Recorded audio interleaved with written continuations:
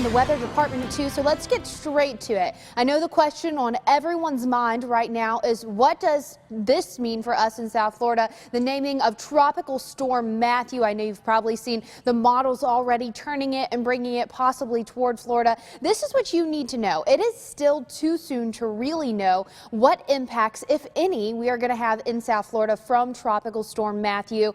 If we do have any impact at all, it will not be until next week. So we're going to keep you updated, and especially as we get toward the end of this week, we'll have a much better idea. But I want you to all know you need to be prepared. You need to be paying attention to this forecast, but it is still really too soon to know exactly how this will impact us in South Florida. Of course, Tropical Storm Matthew just officially named as of the 11 a.m. update. Winds at 60 miles per hour, moving west at 21 miles per hour. This will be a strong tropical storm through late Thursday night and a hurricane, a Category 1 hurricane by early Friday morning. By Saturday, it starts to take a turn. You can see that Saturday morning still a Category 1, and then into Jamaica and toward Cuba as we head into early next week as a Category 2. This is the official forecast from the National Hurricane Center, so of course this is something we're keeping an eye on.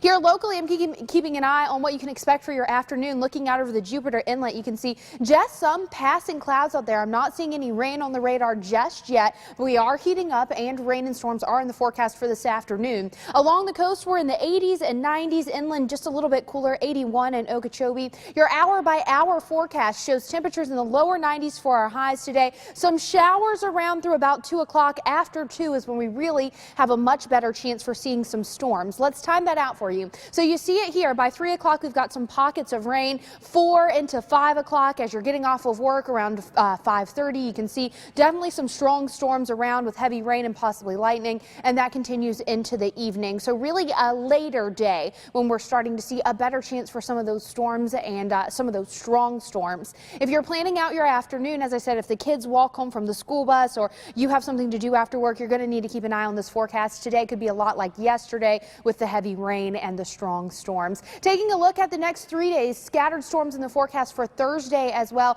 Heading into Friday, rain chances go up just a little bit. Highs remaining in the upper 80s, so we've got still very hot and humid days ahead. Let's talk about your weekend really quickly. So Saturday has the higher rain chances out of Saturday and Sunday. Slightly higher, but nonetheless still higher. I do think Saturday could be a pretty stormy afternoon. Sunday is looking more just like on and off rain. So if you're trying to plan out your weekend right now, it looks like Sunday might be the better bet. Let's talk about next week though. So we saw it there. We saw that the National Hurricane Official Forecast has this storm Matthew around Cuba by Monday. Of course, the official forecast and where this storm ends up being will have a great effect on us as we head into next week.